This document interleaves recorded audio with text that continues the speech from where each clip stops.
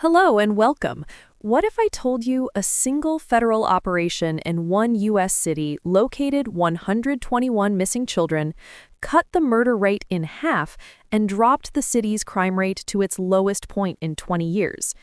It sounds almost too good to be true. I've been analyzing a document detailing exactly these claims about a Memphis Safe Streets task force. The report, timed just before Thanksgiving, frames this as a Trump success and details a major press event.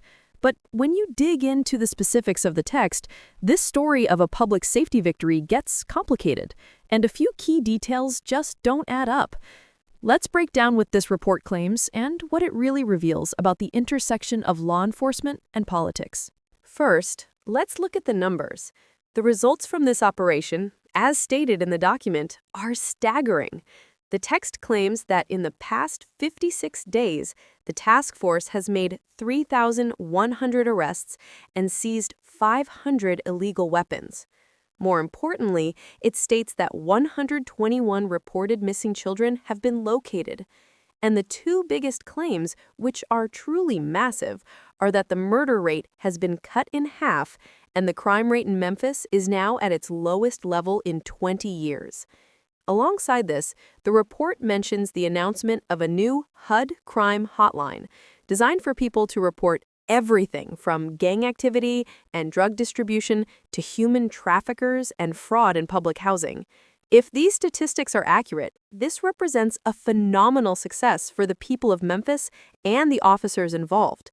The document even notes a speaker thanking the officers for their service and sacrifice, pointing out many would be working through Thanksgiving. But this is where the story shifts, from a simple crime update to a political event. The document I have explicitly labels this Trump success.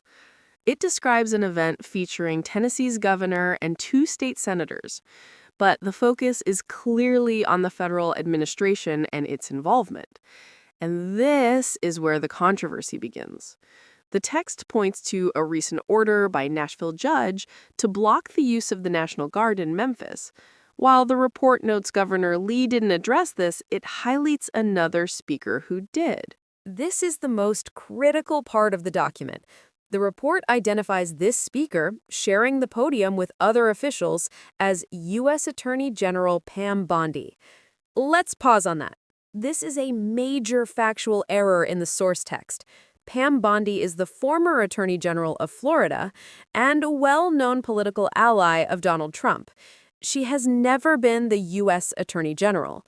The fact that the document I'm analyzing gives her this title completely changes the context. It's presenting a political figure as the head of the Department of Justice. Now, let's look at what this report claims this speaker, incorrectly identified as the U.S. Attorney General, said.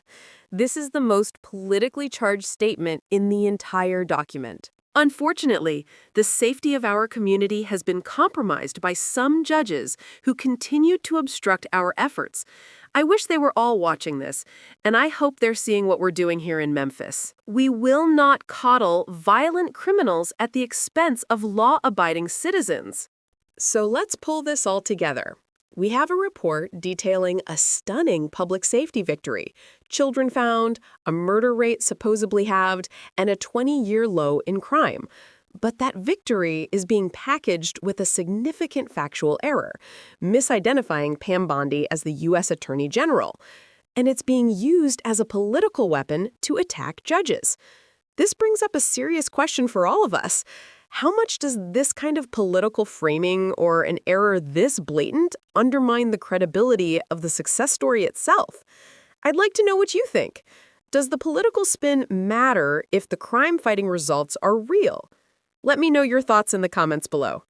If you appreciate this kind of detailed analysis and want to see more breakdowns of political news and events, please take a moment to hit that like button and subscribe to the channel. It's a free way to support this work. Thanks for watching.